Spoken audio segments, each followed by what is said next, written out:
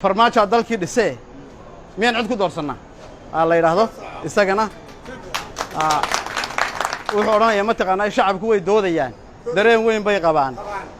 shacabku way doodayaan dareen weyn bay qabaan damiirkay ka nool yihiin waxaanay ku doodayaan annagu waa daalanoo muddaan dayacnayn dhammaan annagu waa daalanoo muddaan dayacnayn dhammaan Kenya waa daalimiin kukuyaan damiir lahayn dalkeenay qayb rabaan dilaaliin bay wataan dusha Soomaali ka dadkuna hebel moodayaan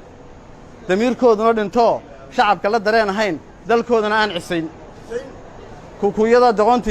doqontii kukuyaday damiirkooda ku yiri Soomaali way dunto duma soo laamayse badooda dilaacsado xuduudaha soo Turkiya kismaayo dabadhelif ku joog dadkeedana kula waxaanay dareensanayn inay dad u nool yihiin shacabka la dareenaho wixii ay diidayin iyana diidi kara waxaanay ogeyn inaanu dawlad helnay oo madax marun dood celin karto shacabka la dareenaho iyagu wax diidi kara marka waxay yiraahdaan dadkii Soomaaliyeed inta way doodayaan dareen weyn bay qabaan waxaanay ku doodayaan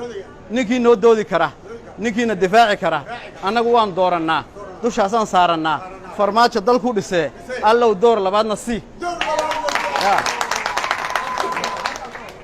dadkii Soomaaliyeed inta way doodayaan waxaanay ku doodayaan annagu waa daalanoo muddaan dayacnay dhammaan haddaan dawladnimo helno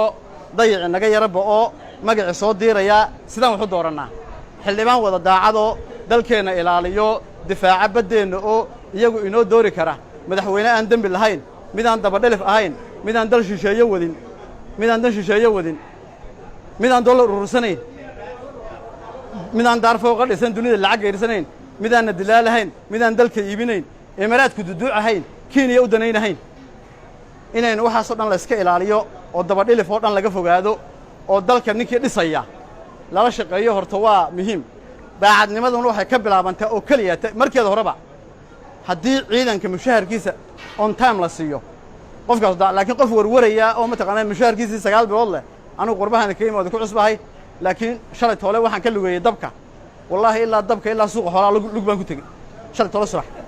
wallahi baan moosaa inta waan lugeeyay marka wadanku uu soo hagaagaya ilaahay wadanka inoo hagaajiyo mid kalaan hayaa iyadoo oranaysa ma taqaanaayo waan soo diyaarin doonaa waxay oranaysaa ma taqaanaayay nidaamkii dawladnimo iyo farmaajo nalbuushida miyaan nacabsiisanaa Soomaali maaha markii aad nabad heshay niyadu ku degantahay noloshu ku macaantay hadduu bay naas irmaan noloshu ay noo taho haddaan naxariis ilaahay nalkii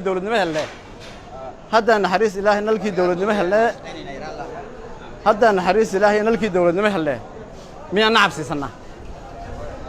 marka insha Allah taala wixii nabar igu dhacayo shacabka nafta waayayna wixii aan nasab ahayn nacab ay farxadiisa tahay maxay shacabna wiileen marunda inay nastaan maxay shacabna wiileen marunda inay nastaan inay deen nabad helaan inay deen nabad galaan nidaam dawladnimo helaan shacabku waligoodba waxay naawilayeen in ilaahay dawlad keeno dawladina imika way timi ifafaalaheedu wuu muuqdaa marka waxaan leeyahay barnaamijka isxilqaan saaka la kulmay waan kala subaxdii marka barnaamijkan la kulmay qoladan ma taqaanay shaqo wanaagsan bay hayaan qaranka ay shaqeynayaan anaguna wixii aanu oran karno qaranka ma taqaanay u qaban karno ayaan u qabanaynaa insha Allah taala waxaan leeyahay haddaan isxilqaamahayn qaranka u shaqeynayna maxaad qaban kartaa quus baa tahay qofka haddaan qaranka u shaqeynayn waa quus qarannimada wax walba ka weyn